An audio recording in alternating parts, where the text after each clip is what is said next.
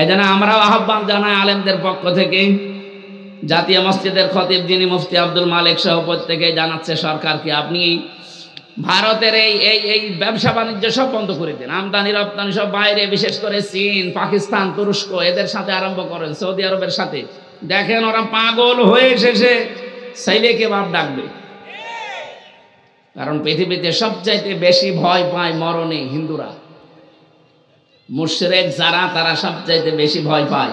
ওয়ালা তাজিদান্না আহরাসান নাসি আলা হায়াতিউ ওয়া মিনাল্লাযিনা আশরাকু, কোরআনের আয়াত সূরা বাকারার ভেতরে আল্লাহ জানিয়েছেন, হে নবী ওরা জীবনের প্রতি এত মায়া ওদেরকে যদি বলেন 1000 বছর বেঁচে থাকবা, ওরা খুশিতে গদগদ, বলবে আরো বাঁচতে চায়। তার মানে বেশি দিন বেঁচে থাকার আকাঙ্ক্ষা মুশরিকদের। কাদের বলেন? আমাদের যারা ঈমান আছে আমাদের বেশি দিন বেঁচে থাকার আকাঙ্ক্ষা নেই, আমরা তাড়াতাড়ি যেতে পারলেই বাগানে যেতে পারি। বাগান মানে জান্নাত। বলেন বলেন। আল্লাহ রাব্বুল আলামিন বলেন, আল্লাযীনা তাতাওয়াফাহুমুল মালাইকাতু তাইয়্যিবিনা ইয়াকুলুনা সালামুন আলাইকুম উদখুলুল জান্নাতা বিমা কুনতুম তা'মালুন। বলেন আল্লাহু আকবার। সূরা নাহাল 14 নম্বর পারার 9 নম্বর পৃষ্ঠা 13 নম্বর লাইনের 32 নম্বর আয়াতে আছে, আপনি যখন মরণের বিছানায় আছাড় খেয়ে পড়বেন, ফেরেশতারা আসবে, বলবে আল্লাহর বান্দা জীবনটা পবিত্র করে রেখেছিলে এই ঝঞ্ঝা বিক্ষুব্ধ পৃথিবীতে, যেখানে সবাই গুনার কাজ পাল্লা দিয়ে করে, সেখানে নিজেকে বাঁচানোর জন্য, পবিত্র রাখার জন্য বহু চেষ্টা তুমি করেছিলে। এজন্য ফেরেশতারা আপনাকে অভয় জানাবে, বলবে ইয়াকুলুনা সালাম, শান্তি তোমার উপরে বর্ষিত হোক, উদখুলুল জান্নাতা, প্রবেশ করো আল্লাহর এই জান্নাতে, বিমা কুনতুম তা'মালুন, এতদিন যা করেছো তার পুরস্কার প্রতিদান আল্লাহ এইটা তোমাদের দিয়েছেন। এজন্য আমরা জীবনকে যারা পবিত্র রাখতে চাই, এই পৃথিবীতে এত গুনার লাইনগুলো খোলা আছে, স্রোতের মতো মানুষ গা ভাসিয়ে দিচ্ছে। কঠিন পরিস্থিতিতে আমরা যারা এখনো আমাদের চরিত্রের উপরে টিকে আছি, আমাদের ঈমানের উপরে, মরণের বিছানায় যখন আছাড় খেয়ে পড়বেন, দেখবেন অবশ্যই ফেরেশতা এসে জান্নাত দেখাবে। গতকালকে কুমিল্লায় বাংলাদেশ জামাত ইসলামীর একটা কর্মী সম্মেলন ছিল। সভাপতির বক্তব্য শেষ হওয়ার পরে মাইকে ঘোষণা দিচ্ছে 8টা দামি মোবাইল এবং একটা টাকা ভর্তি মানি ব্যাগ পাওয়া গেছে, যাদের হয় প্রমাণ দিয়ে এটা নিয়ে যাবেন। পৃথিবীর ইতিহাস পাল্টিয়ে ফেলেছে। আপনি দেখান তো বাংলাদেশে কোন সমাবেশের পরে ঘোষণা দেওয়া হয় যে মোবাইল পাওয়া গেছে 8টা? আমি তো আজ পর্যন্ত দেখা দূরের কথা শুনিও নাই। কথা বলে না কেন? যারা গিয়েছিলেন মানুষ না, এদের ভেতরে লোভ নেই, লালসা নেই। জীবনটা এমন ভাবে তারা পবিত্র তৈরি করছে, এমন ভাবে চরিত্রকে অর্জন করছে, বানাচ্ছে, এগুলো পাওয়ার পরেও সে মানুষগুলো মানুষের হাতে পৌঁছিয়ে দেওয়ার জন্য ব্যস্ত। যারা হারানো জিনিস ফিরে পাওয়ার পরে যে মানুষগুলো ফেরত দিতে ব্যস্ত থাকে, এদের কাছে যদি আপনি এদেশের কোনো কিছুর দায়িত্ব দেন, 1 টাকাও এদিক ওদিক হবে না। আমরা এরকম চরিত্রবান মানুষ চাই দেশে। কথা বলেন ঠিক কিনা? এগুলো যদি কেউ না করে তার পরিণাম কি হবে? ফাতিলকা বুয়ুতুহুম খাবিয়াতাম বিমা যালামু। এদিকে তাকান। যারা আরবি গ্রামার বোঝে, এখানে ফা দিলেন আল্লাহ বক্তব্য শুরু করার আগে। ফা 19টা অর্থে আসে। আল্লাহ যেন এভাবে কুদরতি আঙ্গুল দিয়ে দেখাচ্ছে, ফাতিলকা বুয়ুতুহুম, বাইতুনের বহুবচন বুয়ুত। আল্লাহ বলেন, হে নবী, এই সেই ঘর, এই সেই, ভালোভাবে মিলান, এই সেই ঘর, খাবিয়াতাম বিমা যালামু, আল্লাহ উজাড় গৃহ বানিয়ে দিয়েছেন, পরিত্যক্ত করে দিয়েছেন, জনশূন্য করে দিয়েছেন তাদের জুলুমের কারণে। আয়াতটা নাযিল হয়েছে 1500 বছর আগে। আয়াতের উদ্দেশ্য হযরত লূত নবী আলাইহিস সালামের জামানায় যারা সমকামী ছিল তাদের, এখন আমি আয়াতটা বাংলাদেশে 2024 সালের 5 আগস্টের সাথে মিলিয়ে দেখলাম, মিলিয়ে গেছে। আল্লাহ যেন হাত দিয়ে বাংলাদেশের দিকে ইশারা দিয়ে দেখাচ্ছে, জনগণ একটু দেখ, এই সেই ঘরগুলো, এই সেই জালেমদের ঘর, যেখানে বসে ওরা জুলুম করতো, ফোন দিয়ে আটতো, মানুষকে মিথ্যা মামলা দিয়ে, মিথ্যা সাক্ষী দিয়ে, জেলে দিয়ে আনন্দ করতো। এই সেই ঘরগুলো একটু তাকিয়ে দেখ। খাওয়াতান, আমি ওজার গৃহ বানিয়ে দিয়েছি, জনশূন্য করে দিয়েছি, পরিত্যক্ত করে দিয়েছি এই ঘরগুলো। এর প্রমাণ আমার কুষ্টিয়ার হানিফের বাড়ি। এমন সময় কারেন্ট গেল, কি করেন কি?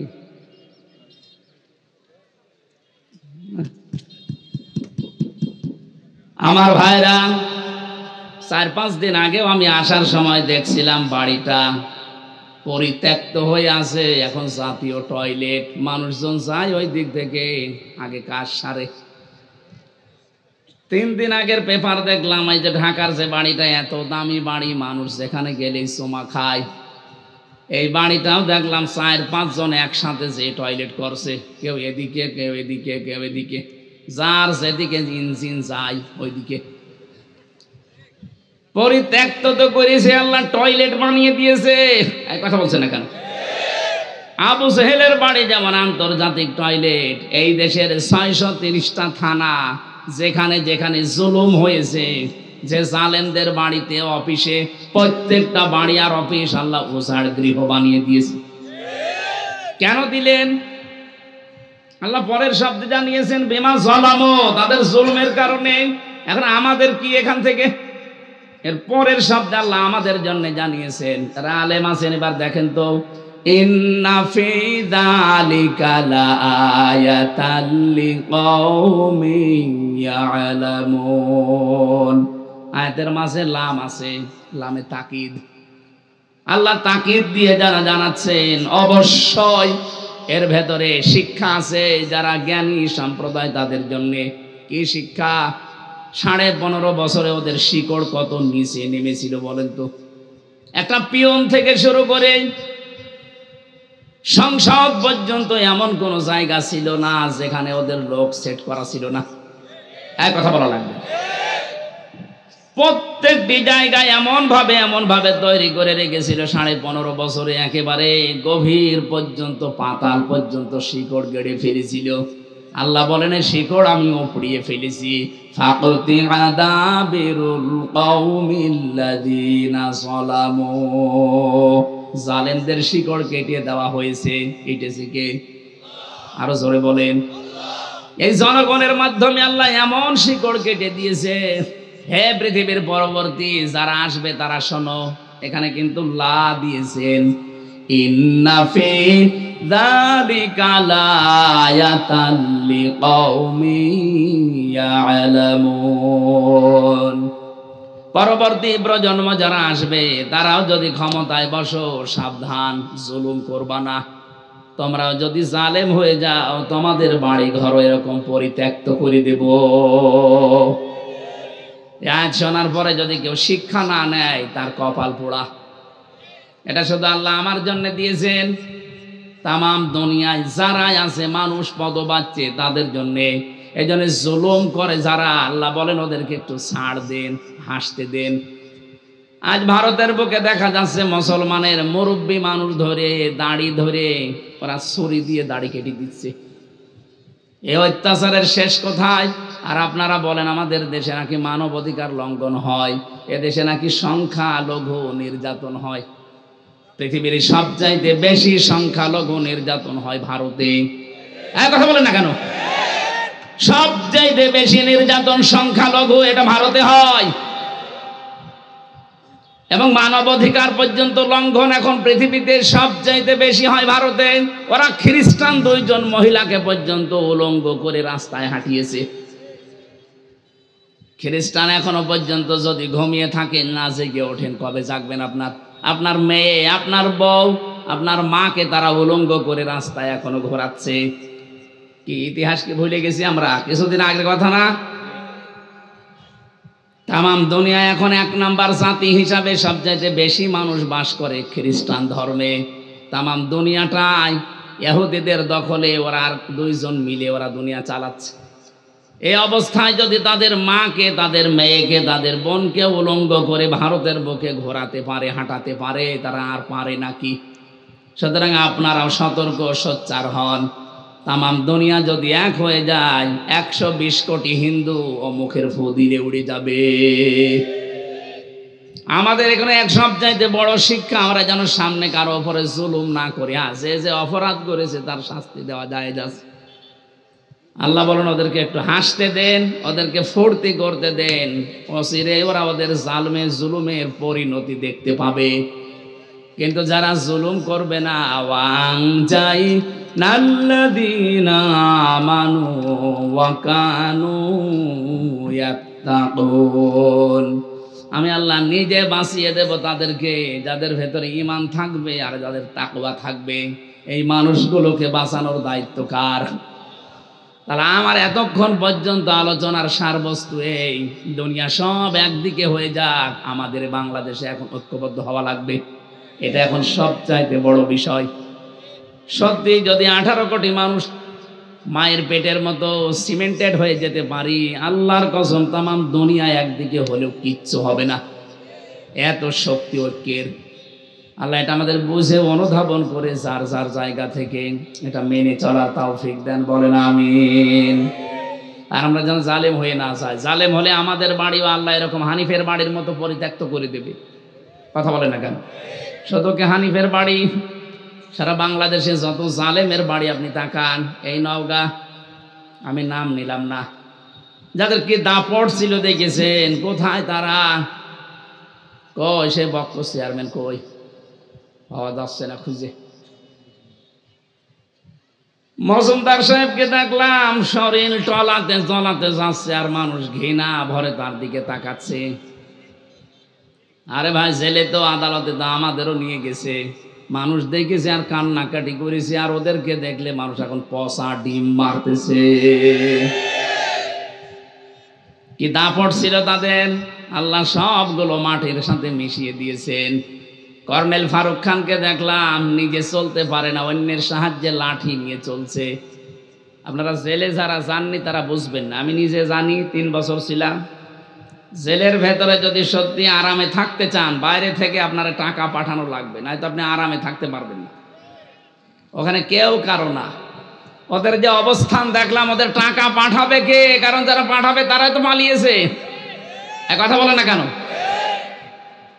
কর্নেল ফারুক খান, সাধন চন্দ্র মজুমদারের যে অবস্থা শরীরের, নিজেরা তো কোনো কাজ করতে পারে না অন্যের সাহায্য ছাড়া। বাইরে থেকে যদি টাকা পাঠানো বন্ধ হয়ে যায়, ও ভেতরে যে অবস্থা, ও নিঃশ্বাস বন্ধ হয়ে মরে যাবে। কিচ্ছু করা লাগবে না, শুধু যোগাযোগ বিচ্ছিন্ন করে দেবে আমাদের মতো। আমরা তো কোরআন শরীফ পড়তে পারতাম, কোরআন নিয়ে ব্যস্ত থাকতাম, ও শয়তানরা তো কোরআনও পড়তে পারে না, এমনি মরে যাবে টেনশনে।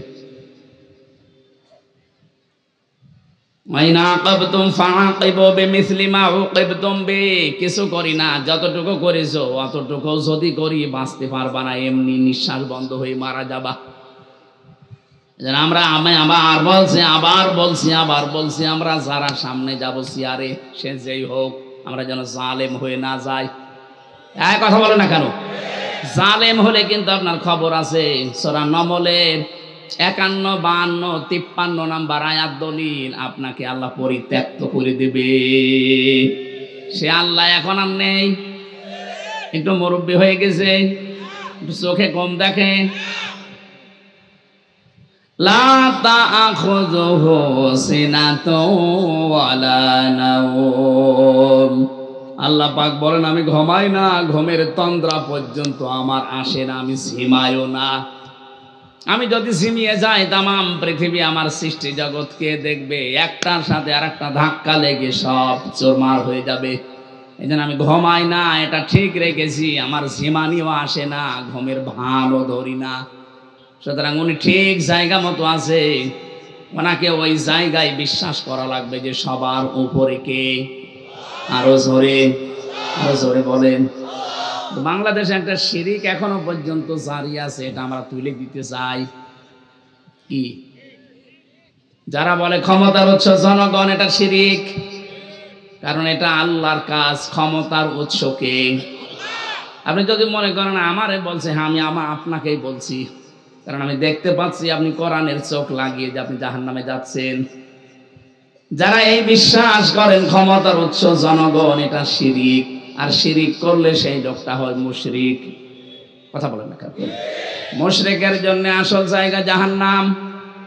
ইন্নাহু মাইয়ুশরিক বিল্লাহি ফাকাদ হারামাল্লাহু আলাইহিল জান্নাহ ওয়া মাওয়াহুন নার ওয়া মা লিয-যালিমিনা মিন আনসার। বলেন আল্লাহু আকবার। দুনিয়ায় আর যাই করেন সব আল্লাহ হয়তো মাফ করে দিতে পারে, তার সাথে যেগুলো, কিন্তু শিরিক যদি করেন আপনার মাপ নেই, আপনার জায়গা জাহান্নাম, যাওয়াই লাগবে। আপনার জন্য জান্নাত আল্লাহ হারাম করে দেয়। এই জন্য এই শিরিকে যারা আছেন যে ক্ষমতার উৎস জনগণ, ক্ষমতায় দিতে পারে জনগণ, এটা কিন্তু শিরিক চলছে। এই বিশ্বাস এখনই পাল্টাতে হবে। ক্ষমতার উৎসকে বলেন না কেন? যাদের বিশ্বাস নেই এক্ষুনি পরিবর্তন হওয়া লাগবে। না কিসের কারণে আসলেন এখানে? আপনার রূপ দেখাতে এসেছেন, আপনার রূপের মতো রূপ আর এখানে কারণ নেই। পাল্টাতে হবে। আমি এক কথাই বলছি, শিরিক কাকে বলে? আল্লাহ যেটা পারে ওইটা অন্য কেউ পারে, এই বিশ্বাস করার নাম শিরিক। কথা বোঝেননি? আল্লাহ যেটা পারে ওইটা অন্য কেউ পারে, এই বিশ্বাস করার নাম, আরো জোরে বলেন, বলেন। এখনো পর্যন্ত কার ভেতরে বিশ্বাস আছে বলেন তো যে ক্ষমতার উৎস জনগণ? হাত তোলেন তো। নওগাঁ কি সব আল্লাহর ওলি হয়ে গেছে? মুশরিক যারা সব পালিয়েছে? না, আপনি যে দল করেন করেন, কিন্তু এই বিশ্বাস করা লাগবে আপনি মনে প্রাণে যে ক্ষমতার উৎস জনগণ নয়, ক্ষমতার উৎস কে? যদিও শুনতে ছোট মনে হচ্ছে, এই আর কি, আরে আর কি মানে? এইটাই তো আপনার জান্নাত জাহান্নামের গ্যারান্টি। আপনার ইমানই যদি ঠিক না থাকে জান্নাত যেতে পারবেন? সুতরাং আশা করছি এটা যাদের বুঝে হোক না বুঝে হোক ভুলে আছেন, আপনি পাল্টিয়ে যাবেন। আমিন। সূরা নাহাল 14 নম্বর পারা 19 নম্বর পৃষ্ঠার 1 নম্বর লাইনের 112 নম্বর আয়াত। একটা আয়াত পড়েছি, লক্ষ লক্ষ হাদিসের একটা হাদিসের 4 ভাগের 1 ভাগ পড়েছি। দেখেন তো এই আয়াত আর এই হাদিসের ভেতরে কি আছে। আমার গলা বসে যাচ্ছে মানে, এই মাই গলা কি আওয়াজ কমে গেল কেন?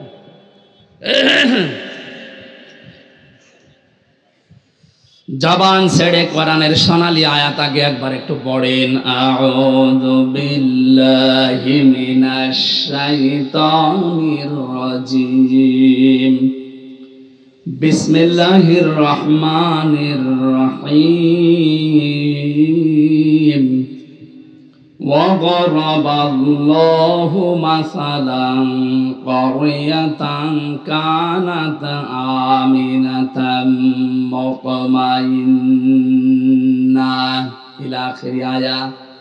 কোন সূরা বললাম যেন? নাহাল। নাহাল বলেন।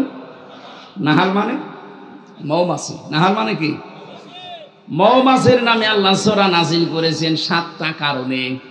1 নাম্বার কারণ হচ্ছে পৃথিবীতে একবার মাত্র মৌমাছিকে আল্লাহ একটা আদেশ দিয়েছিলেন, ওয়াহা রাব্বুকা ইলান নাহালি আনিত্তাখিযি মিনাল জিবালি বুয়ুতাও ওয়া মিনাশ শাজারি ওয়া মিম্মা ইয়ারিশুন।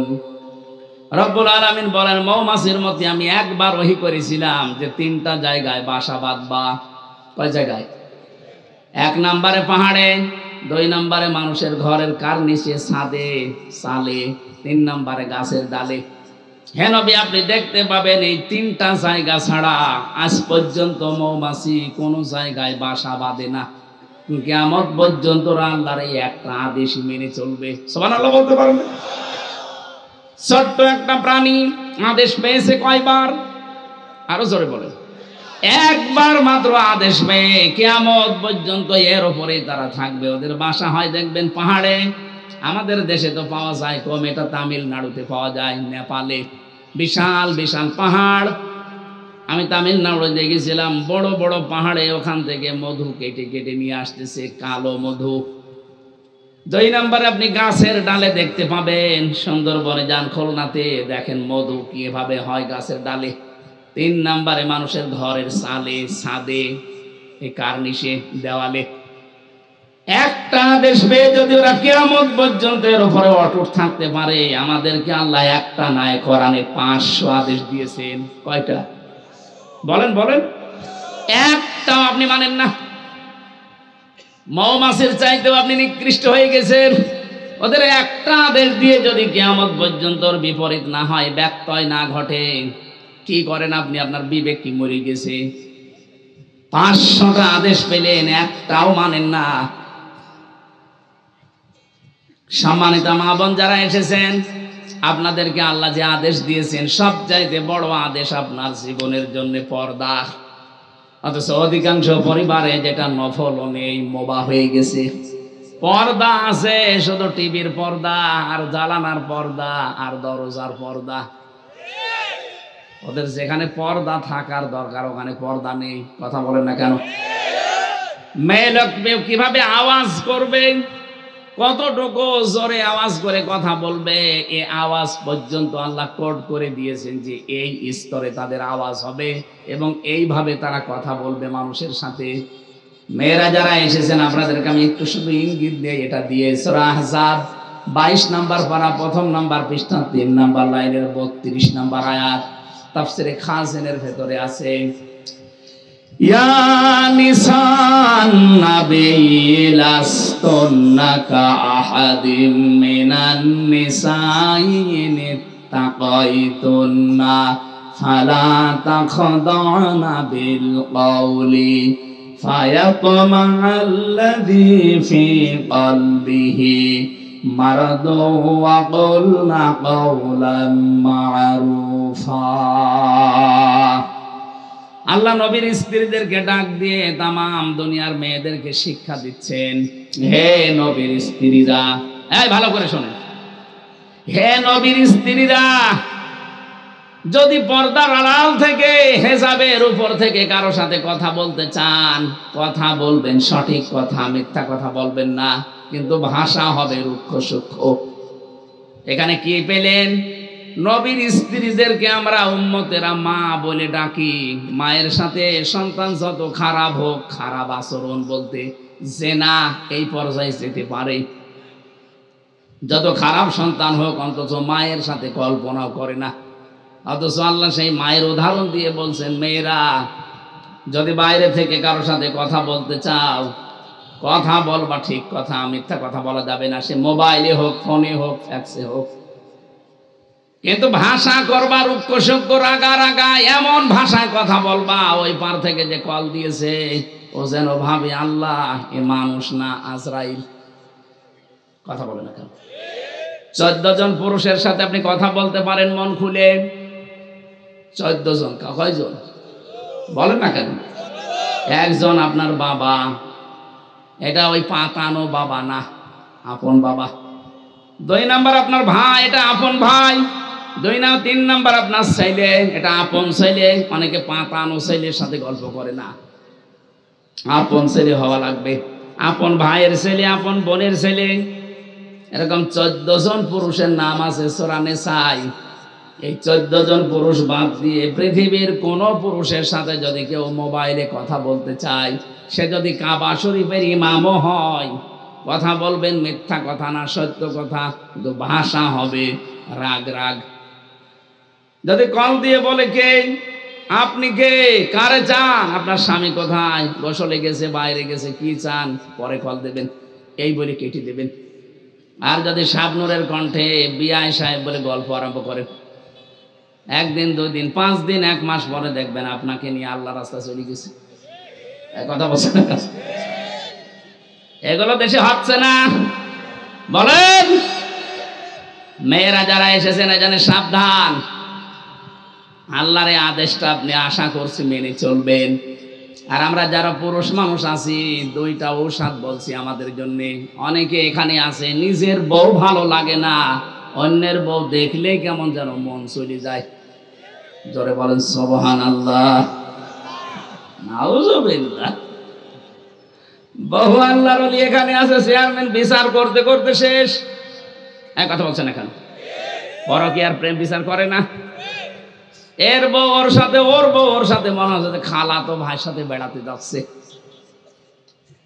না, এখানে দুইটা ঔষধ আল্লাহর নবী আমাদেরকে দিয়েছেন আল্লাহর কোরআনে কারিমে সূরা নূর 30 নম্বর আয়াত। আমরা যারা আজ নিজের স্ত্রীকে আর ভালো লাগে না, বলে এক জিনিস আর কতদিন, তাহলে ওই মহিলাও যদি বলে এক জিনিস আর কতদিন, এক কথা বলছে না কেন?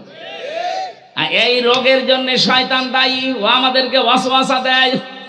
এটার জন্য বাঁচতে হলে কয়েকটা বিষয়, বিশেষ করে দুইটা ঔষধ এখন থেকে খাওয়া লাগবে, একটা হোমিওপ্যাথি, একটা অ্যালোপ্যাথি। হ্যাঁ, কোরআনে কারিমে সূরা নূর কত নাম্বার আয়াত বললাম? 30। বলেন বলেন। যেহেতু দলিলগুলো লম্বা করা যাচ্ছে না, আপনি বাড়ি যেয়ে মিলিয়ে নেবেন। বলেন ওয়াকুল্লিল মুমিনিনা ইয়াগুদ্দু মিন আবসারিহিম ওয়া ইয়াহফাযু ফুরুজাহুম যালিকা আযকা লাহুম ইন্নাল্লাহা খাবীরুম বিমা ইয়াসনাউন। আমি সহ যত মানুষ এখানে পুরুষ আছি, সে যে বয়সের হোক, আমাদের এই দুইটা ঔষধ লাগবে যদি চরিত্র হেফাজত করতে হয়। কথা বলেন না কেন? আল্লাহ বলেন মুমিন পুরুষেরা, আপনি বলেন তাদেরকে, তারা যেন পরনারী দেখলেই চোখ নিম্নগামী করে রাখে, 2 নম্বরে লজ্জা স্থানের হেফাজত করে। সত্যি যাদেরকে শয়তান ওয়াসওয়াসা দিয়ে ধোঁকা দিয়া যে পুরা পরিবেশটা, পরিবারটা ধ্বংস করে ফেলছে, যারা পরকীয়া প্রেমের দিকে ঝুঁকে পড়েছেন, যারা বিবাহিত কোনো স্ত্রীর সাথে লাইনে আছেন, এমনি যদি আপনার বিয়ে করতে মন চায়, অবিবাহিত কোনো কারোর সাথে কথা বলে আপনি ঠিক করে ফেলেন, কিন্তু বিবাহিত কোনো মহিলার সাথে লাইন করলে আপনার দুনিয়াও শেষ, আখিরাতও শেষ। 1 নম্বরে, আপনি তার স্বামী যদি বৈধভাবে তালাক না দেয়, আপনি জীবনও তারে বিয়ে করতে পারবেন না। বা 2 নম্বরে, তারে ছাড়া আপনি বাঁচতেও পারবেন না, কষ্টে মরবেন। এরকম পরকীয়া প্রেম অন্যের স্ত্রীর সাথে চালিয়ে যাচ্ছে আল্লাহর নাম নিয়ে, এখানে নেই? কারা কারা আছেন হাত তোলেন তো। এই এলাকায় মনে হয় এগুলো চলে না, কারণ শরীর চলে না, এরা করবে কি? যদি কেউ এরকম কোন গুনায় থাকেন, এটা কিন্তু সগীরা না, কবিরা গুনাহ। বিশেষ করে নিজের পাশের প্রতিবেশীর স্ত্রীর সাথে, ভাবির সাথে যারা লাইন করেছেন, সে যেভাবেই হোক এই মুহূর্তে তাওবা করে থেমে যান ওখানে, যে না ব্রেক। কারণ ওর তো স্বামী আছে, আপনি জীবনেও বিয়ে করতে পারবেন না তার সাথে, যতদিন ওর স্বামী বৈধভাবে তালাক না দেবে।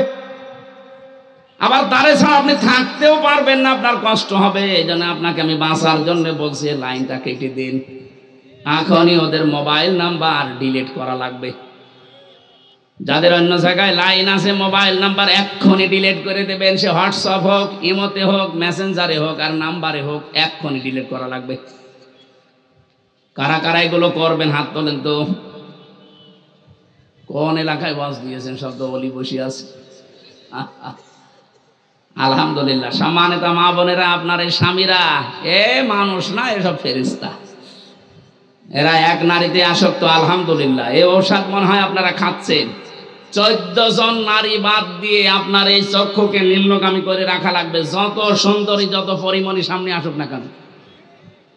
14 জন। নিজের আপন মা, নিজের আপন বোন, আপন খালা, আপন ফুফু, নিজের আপন মেয়ে, পুত্রবধূ, এরকম 14 জন মহিলা বাদ দিয়ে যারা সামনে আসবে, না ওইটা আমার জন্য আর দেখা যায় যে, সঙ্গে সঙ্গে চোখ নিম্নগামী করা লাগবে। এটা আল্লাহর নির্দেশ। 2 নম্বরে লজ্জা স্থানের হেফাজত করা লাগবে। ভারত বহু চেষ্টা চালিয়েছিল, পিন আপ করা পত্রিকা, আকাশ সংস্কৃতির নামে বিভিন্ন উলঙ্গ, অর্ধ উলঙ্গ ছবি, সিনেমা, থিয়েটার দিয়ে আমাদের লজ্জা স্থান যেন ধ্বংস হয়ে যায়, পারে না। কথা বলে না কেন? হাজার হাজার লক্ষ লক্ষ ওয়েবসাইট থেকে বিভিন্ন কন্টেন্ট, এখন যিনি তথ্যর দায়িত্বে আছে নাহিদ ইসলাম, উনি সরিয়ে ফেলার চেষ্টায় আছে। ছোট মানুষ তো একা একা আর কি করবে? যারা আছি আমরা নিজেরা সচেতন হব। বাইরে দেখা যেটা জায়েজ নেই, মোবাইলে, কম্পিউটারে ওটা দেখা জায়েজ নেই। এক কথা বলছে না কেন? যখনই আসবে সামনে, মনে করবেন না আল্লাহ আমাকে দেখছে, ফেরেশতারা লিখছে, আজরাইল পেছনে দাঁড়িয়ে আছে, যে কোনো সময় আমাকে ধরতে পারে। এই 3টা জিনিস যদি সামনে থাকে, যত রকমের মন আপনার যেদিকে যাক, আপনাকে ফিরিয়ে রাখতে পারবে ইনশাআল্লাহ। কিন্তু আপনার মনটা শক্ত করা লাগবে। আপনি যদি মনের উপরে কন্ট্রোল আনতে না পারেন না, আপনাকে এই উলঙ্গ ছবি সিনেমা থিয়েটার থেকে আপনাকে কেউ বাঁচাতে পারবে না। হয়তো আপনার মায়ের ভয়ে, চেয়ারম্যানের ভয়ে সামনাসামনি করলেন না, কিন্তু গোপনে এমন জায়গা আছে যেখানে বাধা দেওয়া আল্লাহ ছাড়া আর কেউ নেই। কথা বলে না কেন? আমি সহ যারা এসেছি, আমাদের চরিত্রকে যদি পবিত্র রাখতে হয়, পরিষ্কার করা লাগে, নিরাপদ করতে হয় চরিত্র, অবশ্যই যেটা সামনে দেখা যায় আছে, এটা মোবাইলেও দেখা যায় আছে।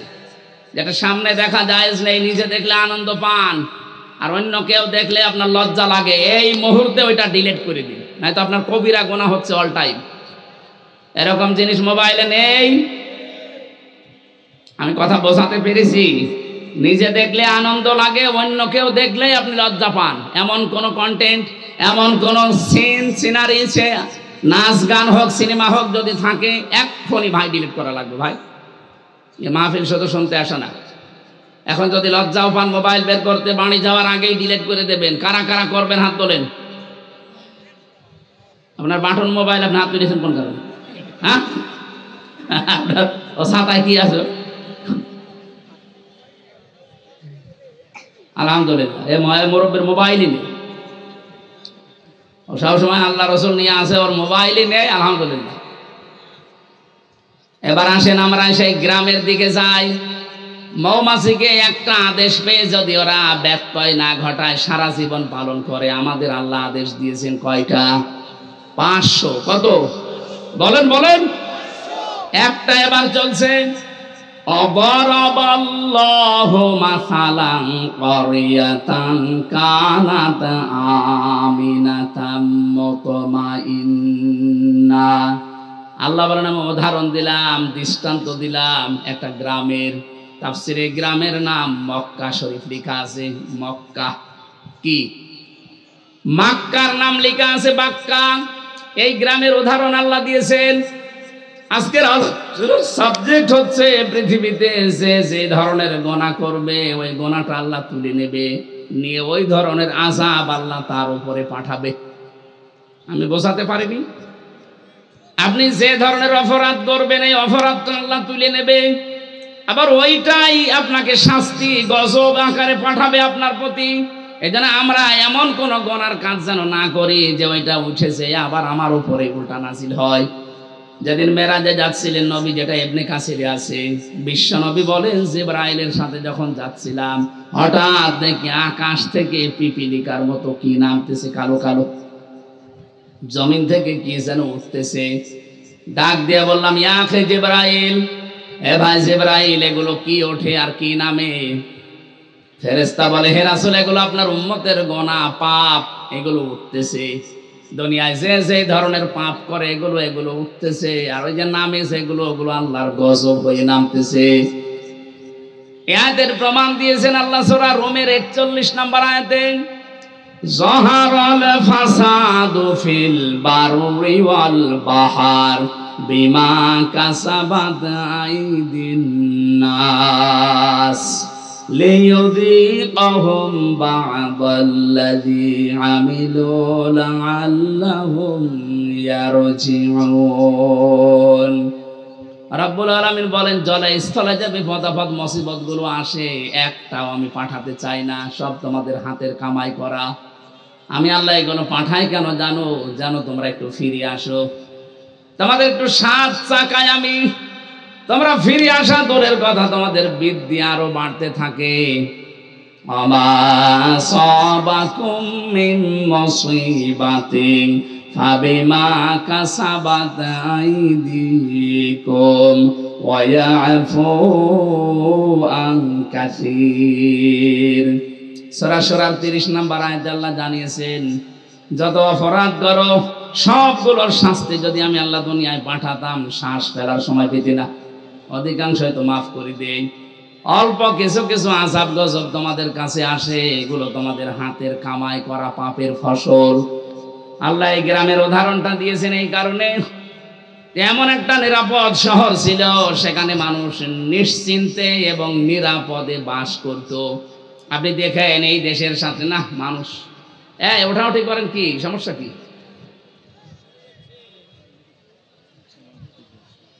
না, আপনার তো জোর করে শোনানোর নিয়ম নেই আমার। আপনার শুনতে মনে চাইলেন, না হলে আমি মোনাজাত করে দেব। হ্যাঁ বলবো মানে নিয়ে আর কি মারেন, ওইটা চলে গেছে কোন কারণে? প্রসাব পায়খানার বিড়ি খাওয়া ছাড়া কেউ যেতে পারবেন না। না, বিড়ি খেলে খাক, ও খুব বড় কিছু না, আপনি খেয়ে আবার চলে আসবেন। কিন্তু অন্য কোনো বিড়ি খাওয়া যাবে না। আমি যেহেতু আকিস গ্রুপে চাকরি করি, আকিস বিড়ি খাবেন, ঠিক আছে? আকিস বিড়ি খেয়ে আবার চলে আসবেন। যান, ওই যে একটা যাচ্ছে, তাড়াতাড়ি আসবা, যাও দেখেন তোর কাছে বিড়ি আছে কিনা।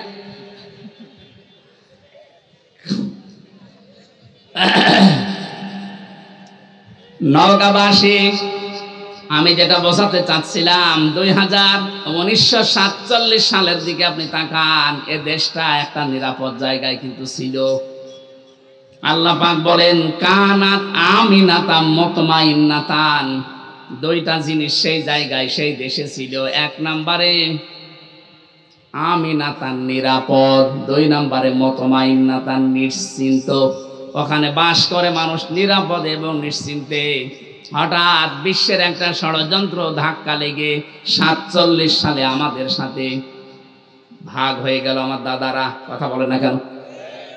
এরপর থেকেই যে আরম্ভ হয়েছে পাকিস্তান, ওরা এক বেশি করে খুব চালিয়েছিল, ওদের ভেতরেও শয়তান ভর করে শেষ পর্যন্ত জুলুম নির্যাতন ওরা বাড়িয়ে দিয়েছে। আল্লাহ রাব্বুল আলামিন 71 সালে আমাদের দেশটাকে অনেকগুলো জীবনের ইজ্জতের মাধ্যমে দেশটা আমাদের দিলেন। রাব্বুল আলামিন বলেন ইয়াতিহা রিজকুহা রাগাদাম মিন কুল্লি মাকান, তাদের কাছে রিজিক আসতো, জীবন উপকরণ আসতো বিভিন্ন সাইড দিয়ে। এখানে আমি সাইডের কথা তাফসিরে পেয়েছি, ইয়েমেন, সিরিয়া, আশপাশে যে দেশগুলো আছে ওখান থেকে আল্লাহ ব্যবসায়িক মাধ্যমে বিভিন্ন কায়দায় তাদের কাছে মাল, জীবন উপকরণ বলতে যা লাগে সব পাঠাতেন রিজিক হিসাবে। আমাদের কাছেও বেশ আসছিল সারা বিশ্বের 257টা রাষ্ট্র এখন পৃথিবীতে। 47-এর আগের ইতিহাস একটু পড়ে এনে দেশটা কিন্তু ভালোই চলছিল। ফাঁকা ফারাত বিআনউমিল্লাহ, আল্লাহ বলেন ওরা যখন আমার নিয়ামতের সাথে কুফরি করলো। এখানে নিয়ামতের দুইটা বর্ণনা আছে। এক নম্বরে আসল নিয়ামত হচ্ছে আল্লাহর বিধান, দুই নম্বরের নিয়ামতের নাম মুহাম্মাদুর রাসূলুল্লাহ। ওরা যখন বিভিন্ন উপকরণ রিজিক পাওয়ার পরও আমার পাঠানো বিধান এবং আমার রাসূলের সাথে কুফরি করা আরম্ভ করেছে, আমি আল্লাহ তাদের পোশাক পরিয়ে দিয়েছি মজা চাকানোর জন্যে, লিবাসাল জুই ওয়াল খাউফি। এক নম্বরে ক্ষুধা দারিদ্রে, দুই নম্বরে ভয়। এই যে দুর্ভিক্ষের পোশাক, ক্ষুধার পোশাক এবং ভয়ের পোশাক পরিয়েছিলাম, বিমা কানু ইয়াসনাউন, তারা যা করতো এর কারণে। এবার আসেন আমরা এই দেশের সাথে আচ্ছা মিলা, এটা তো মক্কা শরীফের সাথে। ওই জামানায় যখন আল্লাহর বিধান ওরা মানে নাই, আল্লাহর পাঠানো নিয়ামত রাসূলুল্লাহ, লাকাদ মান্নাল্লাহু আলাল মুমিনিনা, পৃথিবীতে আল্লাহর নবী মুমিনদের জন্য একটা নিয়ামত। একটা কি? এই নিয়ামতকে ওরা না মেনে যখন জুলুম, অত্যাচার, নির্যাতন এমনকি দেশ থেকে তাড়িয়ে দিয়েছে। এখন তো নবী নেই, নবীর ওয়ারিস আছে। এই 15.5 বছরে নবীর ওয়ারিসদের সাথে আপনি যা করেছেন, এই কারণে এই বিপদগুলো আল্লাহ দিয়েছে। দুর্ভিক্ষ বলেন, ভয় বলেন, এই যে এখন বিভিন্ন ষড়যন্ত্রের ভয় চলছে, এগুলো সব আলেমদের সাথে খারাপ ব্যবহারের পরিণাম। ওই জামানায় তারা নবীর সাথে করেছিল, এই জামানায় নবীর ওয়ারিসদের সাথে করছে। কি করেছেন বলেন তো 15.5 বছরে? বিশেষ করে অন্য জাতি বাদ দিলাম, আলেমদের সাথে।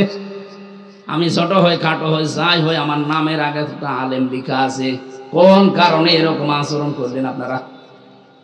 11 ঘন্টা আমার টাঙিয়ে রাখলেন, 11 ঘন্টা মাথায় দড়ি দিয়ে আপনি টাঙিয়ে রাখলেন। আমার শরীর চলে না, পায়ে ডান্ডা বেড়ে দিয়ে, পেছনে হাত হ্যান্ডকাপ দিয়ে বেঁধে, অথচ কিছুই করে নাই। নিজেরাই বলছিল যে আপনার কোনো দোষ নেই, আমরা জানি, এগুলো করেন কেন? করলেন, এরপরে জেলে দিয়ে দিলেন। যদি জেলখানায় যারা যায় ওরকম থাকতাম আমার কিছুই হইতো না। কিন্তু জেলের কন্ডেম সেলের ভেতরে, ফাঁসির কন্ডেম সেলে 24 ঘন্টা তালা লাগিয়ে আবার সিসি ক্যামেরা দিয়ে রাখতেন। মাওলানা মামুনুল হকের পাশে ছিলাম, এই কারণে আমার উপরে রাগটা আরো বেশি। আল্লাহ মনে হয় কপালে রেখেছিল এটা। এত জায়গা ছিল, কত জায়গায় ঘুরতে পারতাম, কিন্তু ওনার কাছে যে পড়েছি, ওনার উপরে যা আমার উপরও তাই। হাসিনার যেহেতু রাগ ছিল ওনার উপরে, ওর পাশাপাশি থেকেছি, নামে নামে জমে টানে, ওর পাশে থেকে আমার ঝামেলা বেশি হয়েছে। কিন্তু লোকটা ভালো মানুষ, বাবা ভালো, লোকটাও ভালো। আমি 3 বছর তার কাছে ছিলাম এক ঘরে। সত্যি কথা বলছে যে কোরআন শরীফ সামনে নিয়ে, লোকটা ভালো মানুষ। আমি সাক্ষী দিচ্ছি যে মামলাগুলো তার নামে মিথ্যা দিয়েছেন, তার স্ত্রীর নাম নিয়ে সবগুলো বানোয়াট। এগুলো প্রতিহিংসার কারণে যারা দিয়েছিলেন, আল্লাহ এখন তাদের নামে এরকম ধর্ষণ মামলা দিচ্ছে। দেখেন তার বিরুদ্ধে যারা ছিল, আল্লামা সাইদির বিরুদ্ধে যারা ছিল, সবার চরিত্র এখন জাতির কাছে প্রকাশ হয়ে যাচ্ছে। যাদের চরিত্র যাই থাকে, এদের চরিত্র কি গো, এ তো শয়তানও এত নিচে নামে না, অন্যের বউ নিয়ে আল্লাহু আকবার বলে চালাচ্ছে। এই যে দরবেশের যে দ্বিতীয় বউটা, এটা কার বউ? এক ব্যবসায়ী বউ। একটা স্বামী যদি ভালোভাবে কোনো স্ত্রীকে তালাক না দেয়, কেউ যদি জোর করে কারো বউ নিয়ে সংসার করে, যতদিন সংসার করবে জেনা করবে। এক কথা বলে না কেন? একটা হাদিস শোনেন, এটা হযরতে আনাস থেকে বর্ণিত। বিশ্ব নবী জানিয়েছেন 3টি বস্তু মুমিনের চারিত্রিক গুণাবলীর অন্তর্ভুক্ত। যারা আমরা ঈমানদার দাবি করি, এই চরিত্র আমাদের মাস্ট বি লাগবে। 1 নম্বরে, সে যদি রাগান্বিত হয়, ক্রোধান্বিত হয়, তাহলে ক্রোধের সময়, রাগের সময় কোনো অবৈধ ও অন্যায় কাজের সিদ্ধান্ত সে নিতে পারে না। অথচ দেখেন এই 15.5 বছরে একটা মহিলা যত সিদ্ধান্ত নিয়েছে সব রাগ করে নিয়েছে। আলেমদের প্রতি বলেন, জালেমদের প্রতি বলেন, ও যাই করেছে সব একক সিদ্ধান্তে রাগ করে করেছে। এটা মুমিনের চরিত্র না। এই চরিত্র যদি কেউ অর্জন করে, যে রাগের সময় যা হয় রাগের সময় সিদ্ধান্ত নেয়। এখানে যারা স্বামী আছেন, আমি সহ, রাগ হলে স্ত্রীর সাথে কোনো ঝামেলায় জড়াবেন না। কথা কাটাকাটি করা, মোবাইলে গালি দেওয়া সব বন্ধ। দরকার হয় মোবাইলের সিম বন্ধ করে রাখবেন। 24 ঘন্টা এভাবে পার করেন, শয়তান আপনার থেকে ধোঁকা সরিয়ে নেবে। কিন্তু রাগের সময় শয়তান কিন্তু ধোঁকা দিয়ে বোকা বানিয়ে ফেলে। কথা বলে না কেন? উনি এসে এক সিদ্ধান্ত এককভাবে নিয়েছেন এই 15.5 বছর, আর আলেমদের প্রতি যে সিদ্ধান্ত নিয়েছেন সবগুলো রাগ করে। 2 নম্বরে, যখন সে খুশি হয় তখন সে খুশি হয়ে তাকে হকের সীমা লঙ্ঘন সে করতে পারে না। আজ আমরা যারা বিজয় পেয়ে আনন্দে আছি, খুশি আছি, আমরা যেন হকের যে সীমানা এটা পাল্টিয়ে না ফেলি। আগস্টের 5 তারিখের পর থেকে অনেকে খুশির ঠেলায় আনন্দে চাঁদাবাজি আরম্ভ করেছে। কথা বোঝে নাকি? আন্দাজে ঠিক বলে। খুশি হয়েছেন, কিন্তু হকের সীমা লঙ্ঘন করা যাবে না। হ্যাঁ, আপনি অত্যাচারিত হয়েছিলেন ঠিক আছে, কিন্তু ওটা তো আপনি আল্লাহর উপরে ছেড়ে দিয়েছেন। 3 নম্বরে, অপরের জিনিস তার উপর আপনার কোনো অধিকার নেই, ক্ষমতা থাকা সত্ত্বেও সেখানে হস্তক্ষেপ করা যাবে না। বাইহাকি শরীফের হাদিস। অন্যের বউ, এটা কি আপনার অধিকার আছে? কথা বলে না কেন? অথচ দরবেশ অন্যের একজন বউ, ওকে টক শোতে ডাক দিয়েছিল। ওর নিজের কোনো অধিকার নেই, কিন্তু ক্ষমতা খাটিয়ে তার বউকে জোর করে নিয়ে আল্লাহর রাস্তায় সংসার করছে। এরকম বহু মানুষের চরিত্র এখন ধরা পড়ছে। কথা বলেন না কেন? এই যে মুমিনের ভেতরে 3টা গুণ থাকতে পারে না। আল্লাহ আমাদেরকে যেন এই হাদিসটা মেনে চলার তৌফিক দেন, বলেন আমিন। রাগের সময় সিদ্ধান্ত নেবেন না, কোনো বিষয় পেয়ে খুশি হলে সীমা লঙ্ঘন করবেন না। 3 নম্বরে, যার উপর আপনার অধিকার নেই, এটা জোর করে ক্ষমতা খাটিয়ে অধিকার আদায় করবেন না। আল্লাহ রাব্বুল আলামিন বলেন, আমার নবীর উপরে, আমার বিধানের উপরে ওই মানুষগুলো হস্তক্ষেপ করেছিল, কুফরি করেছিল। ফাকা ফারাত বিআনউমিল্লাহ। এই জন্য এমন পোশাক তাদেরকে পরিয়ে দিয়েছি, মজা সাকাতে, লিবাসাল জুই ওয়াল খাউফি। 1 নম্বরে ক্ষুধার পোশাক, 2 নম্বরে ভয়ের পোশাক। তাফসিরে ইবনে কাসিরের ভেতরে 2টা শব্দের খুব ব্যাখ্যা, প্রায় 27টা ব্যাখ্যা দেওয়া আছে। আমাদের যতটুকু সময় নিয়েছিলাম, আমার মনে হয় সময় কভার করবে না। রাতের বেলা কোথায় আছে? হ্যাঁ, নওগাঁ আছে রাতের বেলা, এখান থেকে কয় কিলো হবে? এই আয়াতের পরবর্তী যে শব্দগুলো লিবাস আল জোর ওয়াল খাউফ, এই দুইটা শব্দের ব্যাখ্যা করব। যদি ওখানে আমি রাত কয়টায় তুলবে? 8টায়। আমি 8টায় উঠবো নওগাঁয়, সময় যদি পান ওখানে যান। আজকের মতো আর বলছি না। আমিন, আল্লাহুম্মা আমিন। লা ইলাহা ইল্লা আনতা সুবহানাকা ইন্নী কুনতু মিনাজ জালিমিন। ও মাবুদ, যেভাবে আরম্ভ করেছিলাম, আমরা যদি এখনো 2-3 ঘন্টা বলতাম কেউ চলে যেত না। কোরআনে কারীম শোনার জন্য মানুষগুলো এত পাগল। মাগরিবের আজান দেবে এখন, এই জন্য শেষ করে দিলাম। আল্লাহ তাআলা আমার কণ্ঠটাকে তুমি ভিক্ষা দাও, আমার শরীরকে সুস্থ রাখো, যে কথাগুলো বলেছি আমল করার তৌফিক দাও, সওয়াবগুলো তুমি নবীর রওজায় পৌঁছিয়ে দাও। ঈমান নিয়ে যারা ঘুমিয়ে আছে এদেরকে ক্ষমা করে দাও। মা বাপ যারা হারিয়ে ফেলেছি আল্লাহ, মা বাপকে মাফ করে দাও। সম্মানিতা মা বোনদেরকে খাদিজার মতো, আয়েশার মতো বানিয়ে দাও। তাদের স্বামী সোহাগিনী বানিয়ে দাও। যাদের পরিবারে অশান্তি আছে আল্লাহ, তুমি কোরআনের ইজ্জতে শান্তি দান করো। সব সময় এই দোয়াটা মনে মনে রাখবেন, রব্বানা হাবলানা মিন আজওয়াজিনা ওয়া যুররিয়াতিনা কুররাতা আ'য়ুনি ওয়াজআলনা লিল মুত্তাকিনা ইমামা। সূরা ফুরকানের ৭৪ নম্বরে আয়াতটা আল্লাহ আমরা যেন সব সময় পড়ে আমাদের স্ত্রী সন্তানগুলো আমাদের চোখের শীতলতাকারী হয়ে যায়, সেই সুযোগ করে দাও। মাহফিলের প্রধান অতিথি আমাদের অভিভাবক, আমাদের চেয়ারম্যান এনামুল হককে কবুল করো। আজকের বিশেষ মেহমান মাওলানা হাফেজ মাওলানা মুয়াজ্জিম হোসেন অসুস্থ আছে শারীরিকভাবে। আল্লাহ